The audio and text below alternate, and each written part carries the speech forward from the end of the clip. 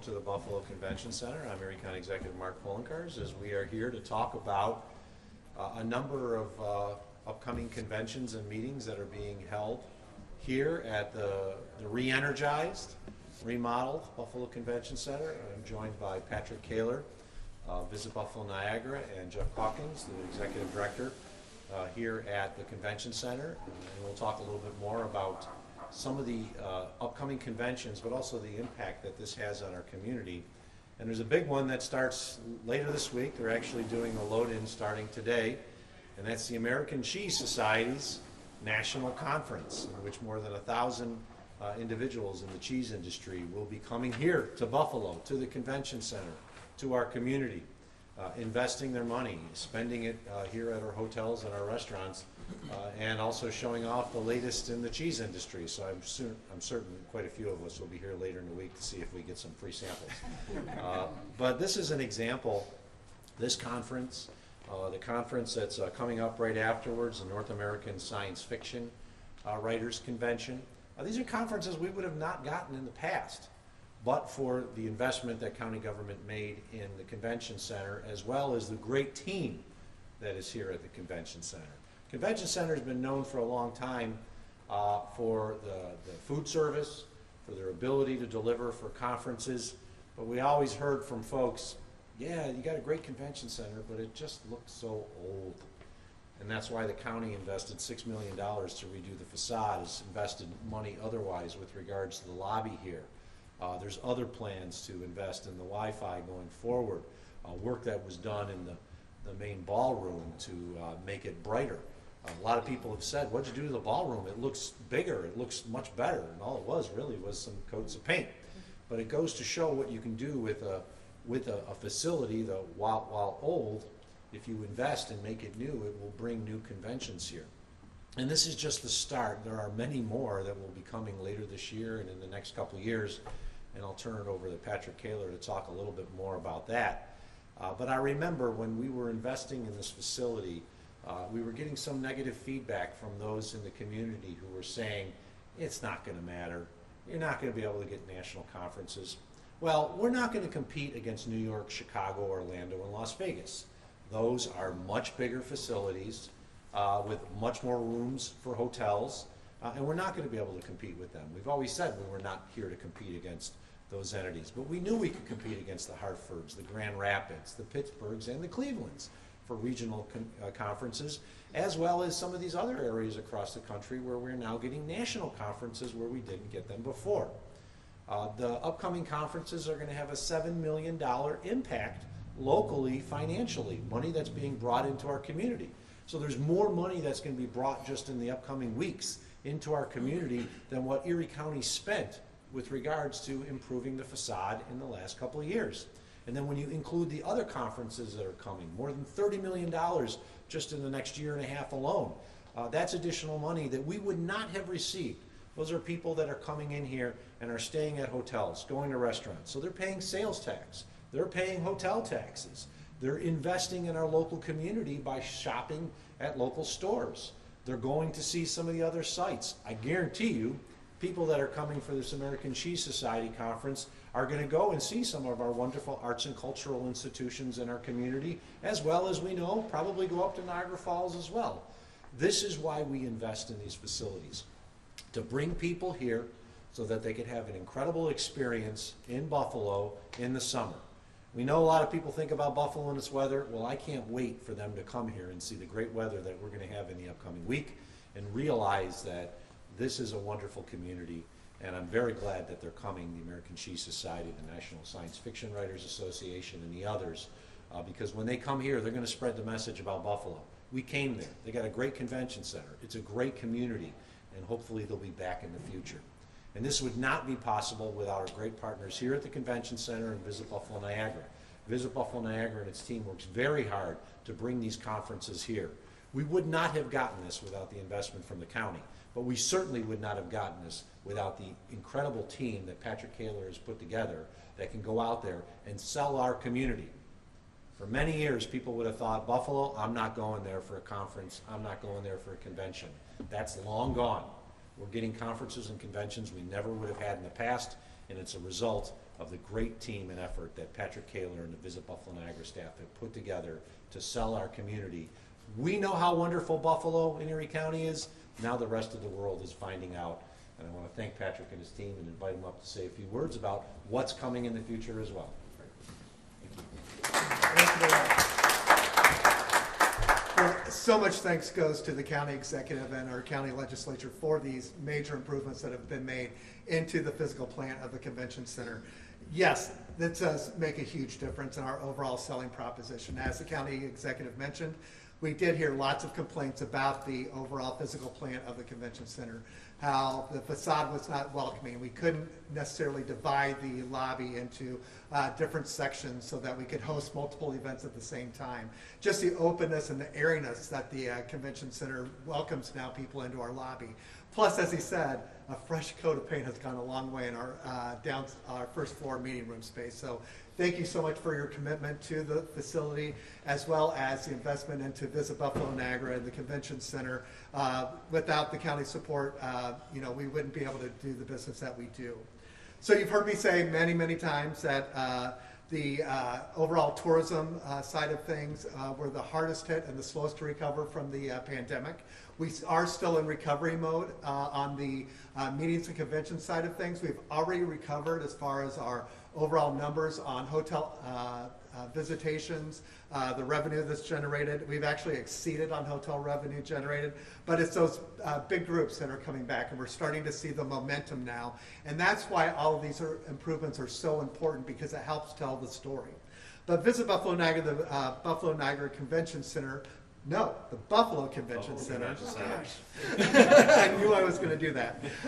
We have used the post-pandemic time to restructure, reimagine, and re-energize the work that we do on behalf of bringing business to Buffalo. We've been working on our staffing, our overall sales tactics and strategies, our marketing and messaging. So post-pandemic, we have rebuilt the staff of both Visit Buffalo Niagara and the Buffalo Convention Center. We've hired a new general manager, Jeff Calkins. We're back to being fully staffed on our sales and services side of things.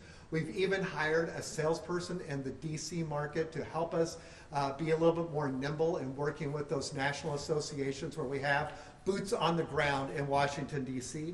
We also have a brand new chef here at the Convention Center who's getting rave reviews. I believe that he actually just got a big hug from one of our big annual events, the ECMC springtime event that takes place here. It went off flawlessly, and the big thing is always the food, so we're very pleased about that.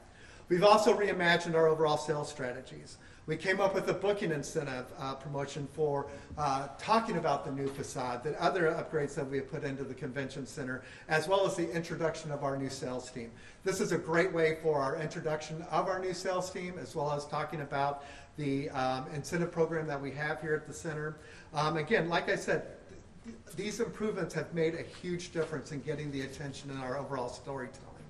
We've also started partnering with Invest Buffalo and the Department of Environment and Planning at the county to help us tell the economic development stories here in Buffalo, to use our industries here in our own community to help lure those conventions to our destination, that they have built-in thought leaders who can be speakers. They can do off-site tour inspections and site inspections while they're here. We've also been very intentional in hosting groups that would also bring back future business by hosting those planners.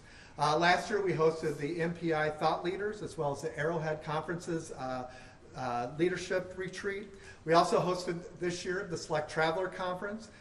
Next year we'll be hosting the African American Traveler Conference, bringing in 150 planners. Also in 25 we'll be hosting Small Market Meetings Conference, which will also bring in 250 planners into our destination. Why these are important is that we are bringing in those planners who will bring in future business. So it's not just a one-off, like cheese will come in this week and all those folks will go home.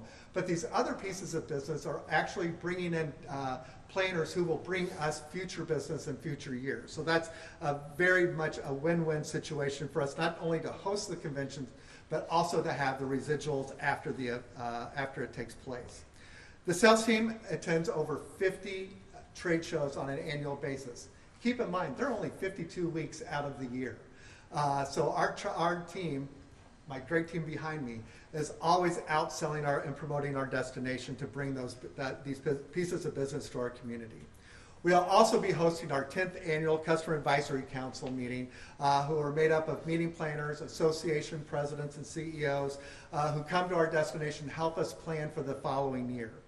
We've also been reimagining our marketing and our messaging storytelling, looking at the different stories that we can talk about with the upgrades taking place at the convention center. We've put into place a whole new print and digital advertising campaign specifically for the National Association market.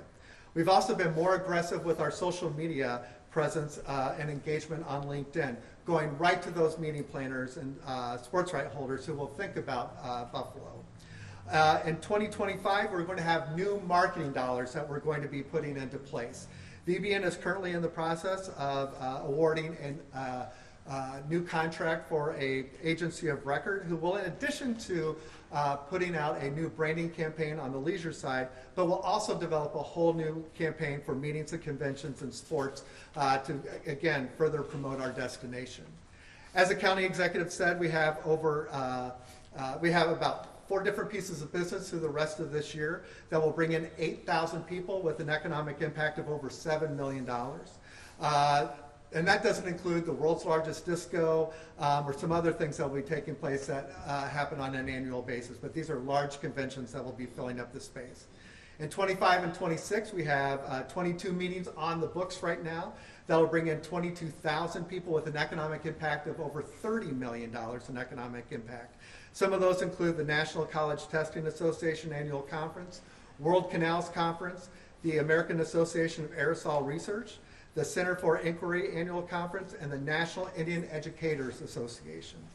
We also right now have over 60 leads that are outstanding that could potentially turn into definite business that go through 2028. That includes over 70,000 possible attendees and a $52 million economic impact. So you can see that Buffalo is back on track. We do have the opportunity to bring more people into our destination, leaving lots of economic impact behind in their way. So would you like me to bring Jeff up next?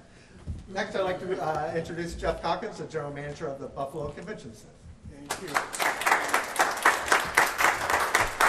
Well, thank you. And I'll take this opportunity to thank the county executive and county government for supporting us all these years. I mean, the improvements made have definitely made a difference. Our sales team behind me really makes everything work, but they can tell you that the impact of out-of-towners coming into this facility makes a difference when they see a bright new facility as they walk in. And it's to the point where, a side story, the executive director of the American Cheese Society actually was looking for real estate after her visit here last year because she fell in love with Buffalo. So, and she was moving from Denver to Buffalo. So the impact of getting people here and actually seeing our community and experiencing it really works. And as with my staff behind me, really, this is what the team that really makes it happen. It just takes this convention like this week, and every detail of every minute of the week is written down and followed so that the experience here from our clients is the best. And that's really how we get our reputation, and we really have gone to the next level in attracting new business to Buffalo. So I'd like to thank the county executive.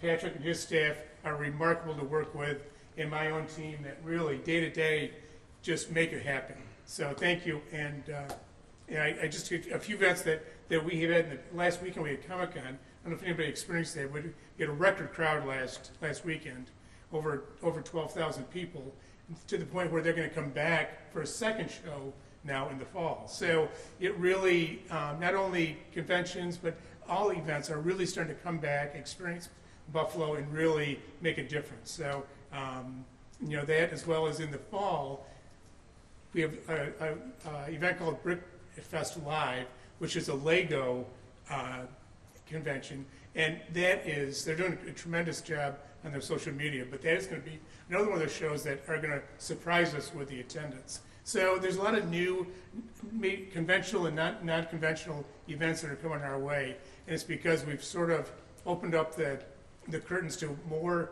and different events that we can host here and bring to the Buffalo market. Thank you. Thanks, Jeff. Thank you, Jeff. This just goes once again to show that our community is back. Patrick and I meet every few months. We talk about how things are going with regards to the tourism industry. Things have turned around. The Canadians are coming back. The numbers are up at the airport, taking a little longer than we would have liked, but it just goes to show that we are back. And when it comes to this facility, we are getting those conferences and conventions that we never would have gotten in the past.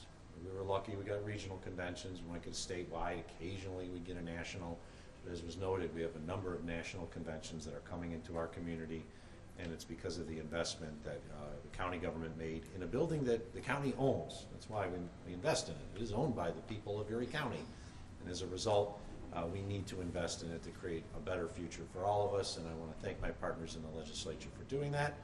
And if there are any on-topic questions, we'll take those first. If there's any off-topics, we'll take those afterwards. Any on-topic?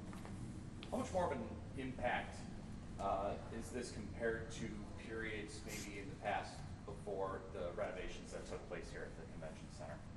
Well, we have to sort of be pre-COVID, because you can't really look at the COVID period. The impact is big. If there's anything that's actually holding us back right now, it's not the convention center, it's hotel. We are down on hotel rooms with the Adams Mark, Buffalo Grand being off. I know Doug Jamal has a plan to turn about 250 of the rooms across the street at the Statler to hotel rooms, which would very much help us. I think we could actually get more and even some larger events if we had more hotel stock that was within immediate walking distance. So from a convention center standpoint, we are far ahead. The one issue that we are hurting is the number of hotel rooms because of what appears to be the permanent closure of the Adams Mark / Buffalo Grand. And if we do get those additional 250 rooms across the street, that will help Patrick, his team, Jeff, and their team further market and get bigger conventions here. But right before COVID, there was obviously the plans to invest a huge amount of money into the convention center. Being that the convention business is going back up, is there any idea to reassess that in the next 5-10 years? Not at this point. What we did here was to ensure the viability of our convention business for at least the next decade. I don't think there's a reason to revisit that at this point. We had a big plan.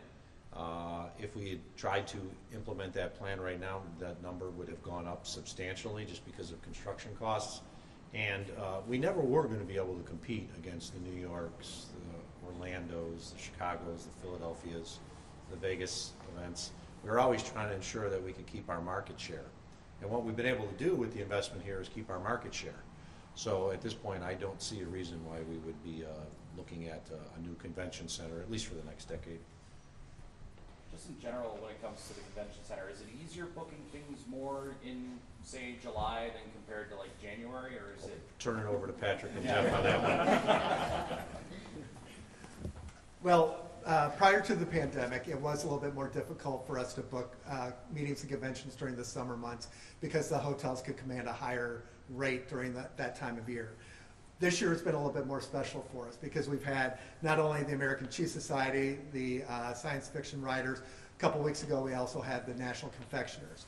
We were able to get those because the hotels were hungry and they wanted to make sure that they had their rooms filled. So I think that eventually we may go back to the situation where we don't see as many meetings and conventions taking place during the summer because of the demand during summer months. But we're very fortunate right now that we do have the ability to fill during the summer months because there are several different associations that do meet during the summer. So hopefully we can keep that momentum going as well. Also, just to play off of what the county executive was talking about with our hotel situation, that is the biggest thing that's holding us back right now is our lack of hotel rooms with the 500 rooms being offline. One of the meetings that I mentioned was that will be taking place in the coming years is the National Indian Educators. We had to break that up into about 8 different hotels. Meeting planners don't like to sign that many contracts with hotels. They prefer really at the most 3 contracts. Luckily, we were able to sell the destination. They loved what they saw here in Buffalo. They loved our relationship with the Seneca Nation, and they chose us over a destination where they had 2 large hotels right next to the convention center. That would have been much easier. But they awarded us because of what we brought to the table as far as our overall destination experience. It's a challenge, but we can overcome those challenges in some certain instances. But the hotel inventory is our biggest concern right now. How much has the renovations itself helped with increasing of bookings at the convention center? Oh, it's been massive. I mean, even just to be able to go out and put into the National Association of Publications that the renovations have taken place, that we have this new facade, that the new facade is featured, you know, during the night games during the Bills season, you know, when they're doing the drone shots and you see the Buffalo Convention Center right there during the game. But to be able to tell that story got the attention, got meeting planners to think about Buffalo. So that was very important to us. But just the overall feeling when you walk into the convention center, that it feels a little bit more bright and airy and contemporary rather than the bunker that it used to feel like. And that you do have this welcoming facade on the outside as well. It just is more approachable and, like I said, a little bit more contemporary and modern for these conventions that are traveling all over the country, that have opportunities to go to brand new convention centers. And, you know, we've done a beautiful job with the facade and the lobby. And like I said, a coat of paint has made a huge difference in the meeting rooms as well. They feel a lot more open and larger.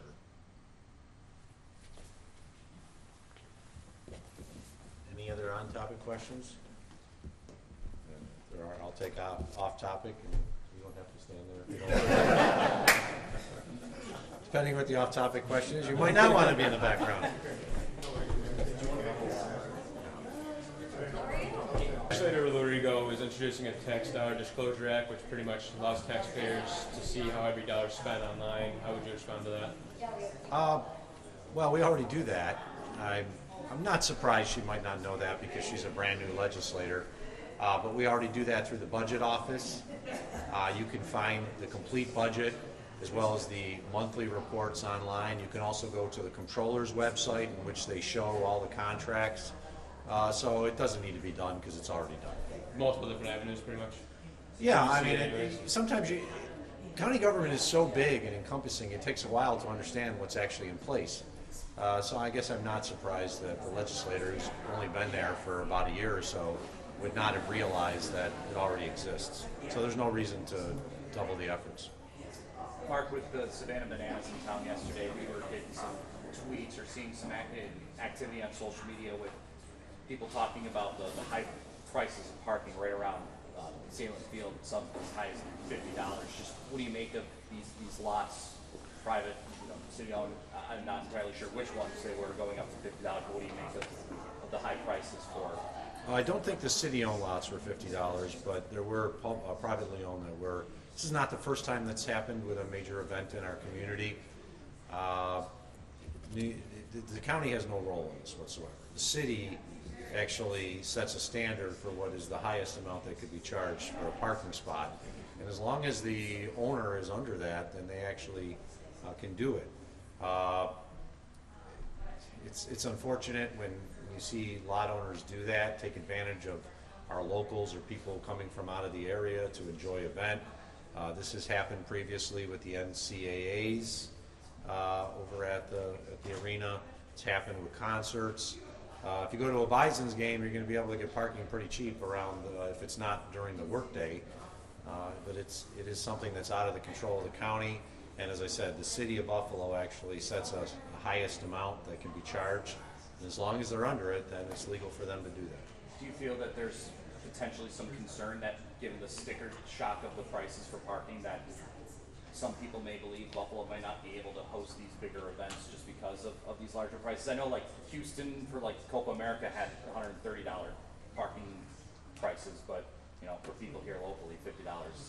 Well, we can certainly host the event. I mean, this was 3 days in a row of a full house at the baseball stadium, which it was not that long ago, where a baseball stadium was sold out for a lot of the games throughout the year.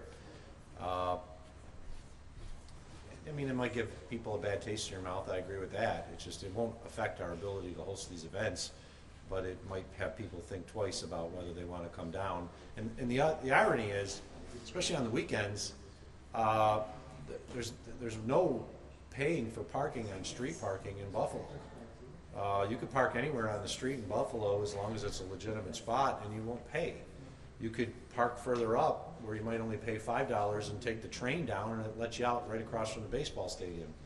I think it's not great that the lot owners are doing it, but we have so many other parking options and abilities to get to the baseball stadium like we do the arena, that if people know what they're doing, no one should have paid $50. They should have been able to park somewhere, walk a little bit, or hop on the train and probably pay no more than $5.